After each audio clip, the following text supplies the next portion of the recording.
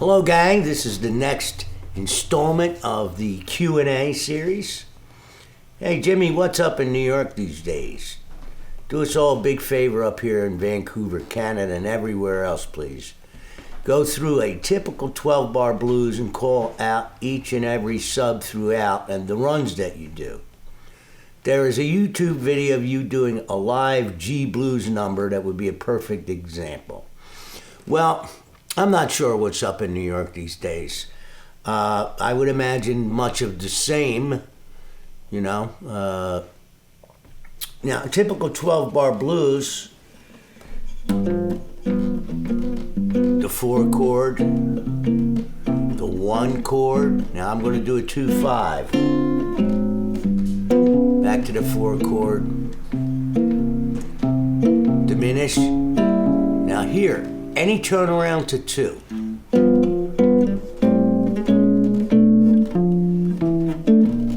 2-5-1 in G. G6, 2, 5. Another way.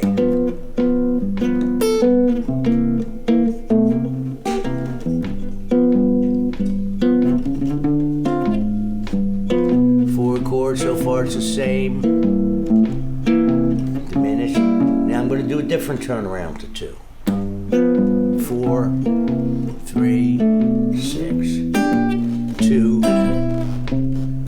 5. Now different. 3, turn around to 1.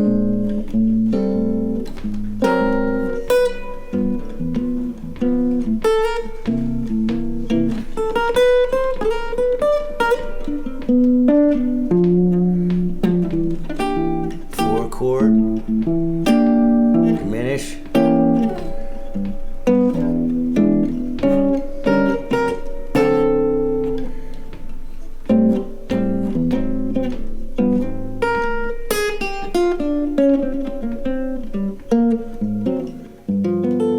just some blues licks.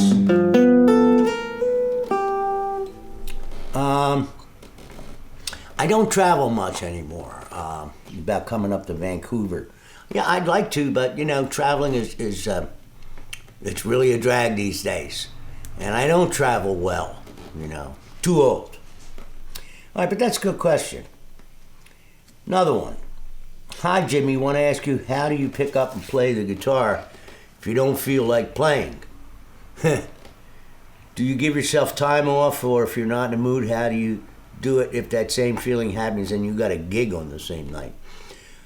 Well, how do you pick up and play the guitar if you don't feel like playing? Well, I feel like getting paid, so you gotta do it. You know, I don't want to play all the time, you know, but I mean, if I have a gig, I have a gig. You know, I have to show up and play.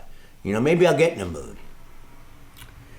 Anyway, hi Jimmy, can you talk about the difference between floating your pick hand versus anchoring them on the strings? I've heard you're not supposed to rest your picking hand on the strings, but I find that I have a lot more stability that way. Well, look.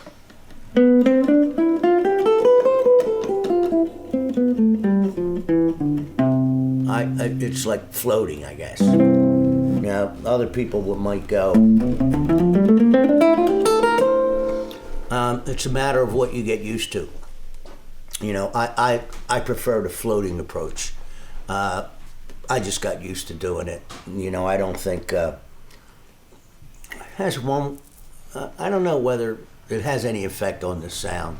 You know, but I mean, obviously, if you're holding on to something, I guess you do have more stability. See, to me, it gets in the way. Anyway, not a big deal. In a previous video, you mentioned you practice scales, not modes. What precisely do you mean by a scale? Based on some of your other comments, I interpret you to generally take a chord, determine what notes are in that chord, and focus on using those notes in your line over the chord. I think of that as an arpeggio. And playing the same chord in multiple positions all over the neck I think you discussed 5 different positions at the appropriate time and for the appropriate duration in the tune. Well, I practiced everything, but not for the reason that you think. I didn't practice scales. I mean, I practiced modes, but not to put it over a chord. Because in reality, that only exists in a classroom, you know. It doesn't exist on the bandstand. I practice scales and anything I practice to be able to play the instrument, period. Okay? It's not directly related to jazz. You have to be able to play this thing before you can make music at it, you know? I mean, I'm aware of the notes in the chord, but I certainly don't base my improv on, you know, focusing on those notes. My ear does that for me. Another one. Hi, Jimmy. I love your Q&A series. I have 2 of your videos, No Nonsense Jazz Guitar and Inside Outside Jazz Guitar. Both are excellent. My question to you is why you don't create a series of jazz instructional DVDs such as Beginner, Intermediate, and Advanced. Such a series would be good for those of us who cannot take your online lessons but still want to have access to your knowledge. Well, first of all, the problem is getting somebody to pay for it. Okay, they're very, very expensive to make. And you have to sell a lot of them before you see any money. And I think that $60 for 3 months of online, you know, the school lessons is a lot cheaper than buying DVDs, you know, and mainly because they're really expensive to make, and it's not so easy getting your money back. Plus, you know, you got to get somebody to transcribe it, you know. That's very expensive. And then the transcriptions go all around the net for free. And people can find out ways to copy the DVD and give it to your friends, and, you know. So I think right now at this point, I'm better off not doing it. Okay. I found that learning shapes on guitar has encouraged me to only think in terms of shapes. Not a good idea. Anyway. I found that I am able to play scales. Yeah, now you have to be aware of the notes that you're playing. You have to be.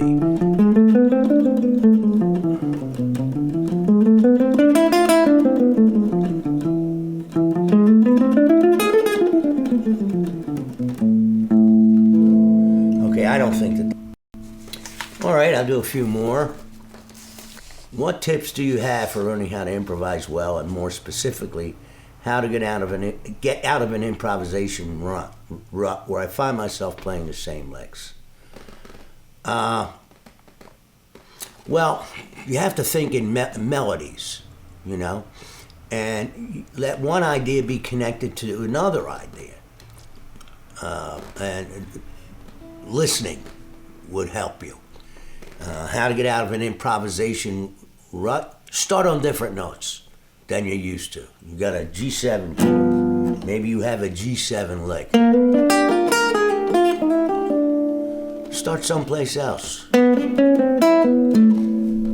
Start on the root, the 3rd, the 5th, the 7th, the 9th, the 11th, the 13th. Okay, that's all the notes. All right, and that'll certainly lead you into playing other types of lines. This next question from Jerry. Arthritis in your left pinky finger. I'm not a doctor, so I can't help you there.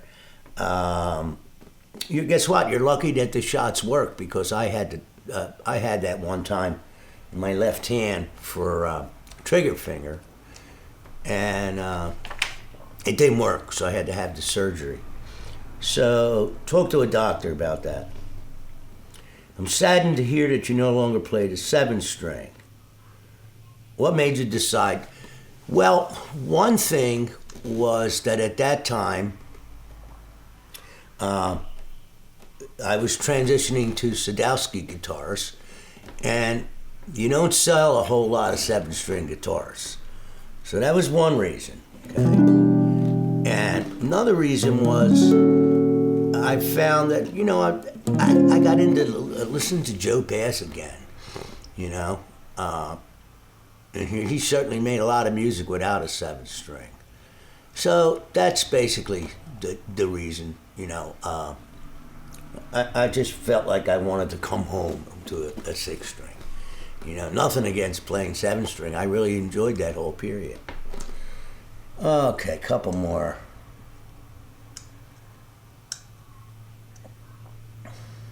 Oh, hi Jimmy. What are few, if any, jazz guitar books you would recommend?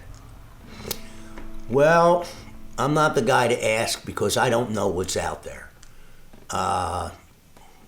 So I can't answer because I'm not real sure, what's available these days and written by whom. I know that there's a lot of them. And to tell you the truth, maybe 80% of the people who are writing the books, I never heard of. So that doesn't mean they're bad or wrong. It's just that kind of makes me leery of things, Anyway, so I can't help you there. How many transcriptions and from who did you make that? Oh, okay. I never actually wrote the music down. I'd steal a lick.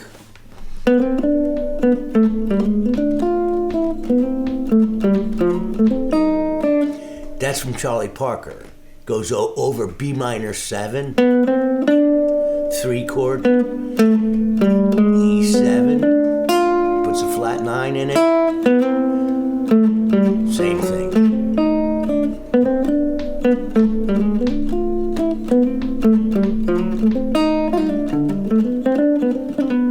That's right in the head of ornithology. So things like that, if that's called transcription, some of Wes, a lot of Charlie Parker, Coltrane, Sonny Stitt, Oscar Peterson, all over the place, not only from guitar players, but listening and, finding some line that you like, it strikes your ear, and you go, hey, what is that? Okay. Wait a minute, am I done? Oh, as a 50-year-old man with a full-time job, 2 kids, and at most a couple of hours a day available to practice, my question is this: are my goals realistic and attainable, or should I remain just a fan? No, if you like playing the guitar, play the guitar. Who cares about the goals? If you like it, keep playing. You don't have to be just a fan. If it's enjoyable, keep doing it.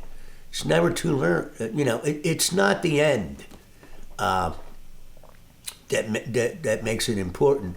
It's the getting there, So no, I would say keep playing. Hi Jimmy, love these vids. Do you think that music schools and conservatories are robbing students of their creativity? Personally, I feel it is much more productive to listen to the greats instead of focusing too much on theory. Well, I have to agree with you there about the theory part. And no, I don't think the schools are stifling creativity, because if you're a creative person, you're going to be a creative person in school or not in school. I don't think that those two things are connected. Anyway, that's all I have time for now, so stay tuned. Keep your questions coming, and I'll do this again in a few weeks. Thanks for your time.